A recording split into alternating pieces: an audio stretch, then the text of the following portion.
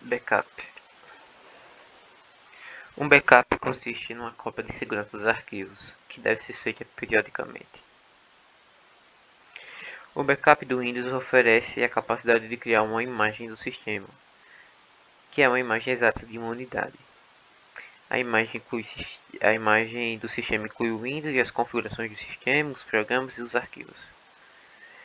É possível usar uma imagem do sistema para restaurar o conteúdo do computador se em algum momento o disco rígido ou o computador pararem de funcionar. É possível criar manualmente uma imagem do sistema, caso o usuário queira incluir unidades de dados adicionais. Disco de restauração. O disco de restauração armazena os dados mais importantes do sistema operacional Windows, o que é essencial para o seu funcionamento. Tipos de backup. Backup completo normal, também chamado de backup total. É aquele em que todos os dados são salvos em uma única cópia de segurança. Ele é indicado para ser feito com menor frequência, pois é mais demorado para ser processado, como também é mais demorado para ser recuperado. Contudo, localizar um arquivo fica mais fácil, pois se tem apenas uma cópia de dados. Temos um backup diferencial. Ele grava os dados alterados desde o último backup completo. Assim, o próximo backup diferencial somente serão salvos os dados modificados desde o último backup completo. No entanto, esse backup é mais lento de ser processado do que o backup incremental. Porém, é mais rápido de ser restaurado do que o incremental, pois é necessário apenas restaurar o último backup completo e o último backup diferencial. Backup incremental. Neste tipo de backup são apenas salvos os dados que foram alterados após a última cópia de segurança realizada. Este procedimento é mais rápido de ser processado, porém mais lento para se restaurar, pois envolve restaurar todos os backups anteriores. Os arquivos gerados são menores do que os gerados pelo backup diferencial. Backup diário.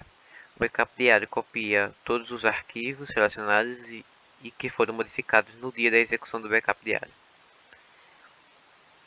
Backup de cópia. Ele copia todos os arquivos selecionados, mas não os marca como arquivo que passaram por backup, ou seja, o atributo de arquivo não é desmarcado. A cópia é útil caso o usuário queira fazer backup de arquivos entre os backups normal e incremental, pois ele não afeta essas outras alterações de backup. Segurança da informação. Existem alguns requisitos básicos para ser considerado seguro, como confidencialidade, integridade e disponibilidade. Certo? Para um computador ter o mínimo de segurança, ele tem que manter o sistema operacional sempre atualizado, possui um sistema antivírus, um firewall ativo, certo? E também é indicado uma instalação de anti-spyware. Os princípios básicos da segurança da informação: disponibilidade, integridade, confidencialidade e autenticidade. Disponibilidade: basicamente os serviços e os recursos necessários estejam sempre disponíveis, certo? Podemos estreitar esse princípio da disponibilidade sobre a garantia de que as chaves públicas do processo de certificação digital estejam sempre disponíveis para quem precisar delas. Integridade: garante que não haverá alteração na informação ou no dado durante as trocas de informações. O processo que protege a integridade de um código é o código hash. Para verificar se houve alteração, é só comparar dois códigos hash, um gerado por quem disponibiliza e o outro por quem recebe. Confidencialidade é o sigilo sobre a informação. Garante que não seja acessado por outras pessoas. Um processo de criptografia dessas informações. E por fim, o último princípio é o da autenticidade, que garante saber quem foi o autor dessa informação. E essa autenticidade também é garantida por meio de criptografia. Agora vamos falar sobre criptografia. Escreve os códigos, certo? Escreve em códigos e transforma o texto em algo ilegível. Os dois principais métodos de criptografia é a chave simétrica e a chave assimétrica. A chave simétrica é a criptografia de chave única. A mesma chave que é usada para codificar é usada para decifrar. E na assimétrica são usadas duas chaves diferentes, uma chave pública e outra privada.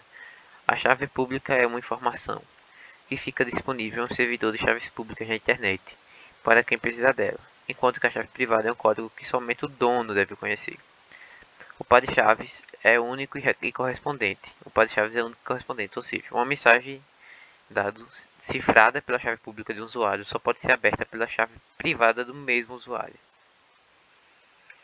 Certificado digital é um documento eletrônico e ele tem o papel de associar um usuário a uma chave pública. Para adquirir um certificado digital, deve procurar a autoridade certificadora ou uma autoridade de registro. Aquela é responsável por criar o par de chaves de um usuário, ou seja, a autoridade certificadora. Enquanto que esta, a autoridade de registro, é um intermediário entre o usuário e a autoridade certificadora. Cabe à autoridade de registro a responsabilidade de verificar os dados do usuário e encaminhar o pedido de certificado para a autoridade certificadora. Por fim, a assinatura digital. Ela deve garantir também o princípio da integridade, certo? E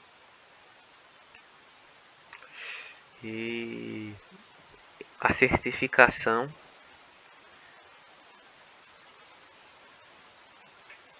ela garante o princípio da autenticidade, certo? A assinatura digital também garante os princípios de autenticidade e de integridade, certo?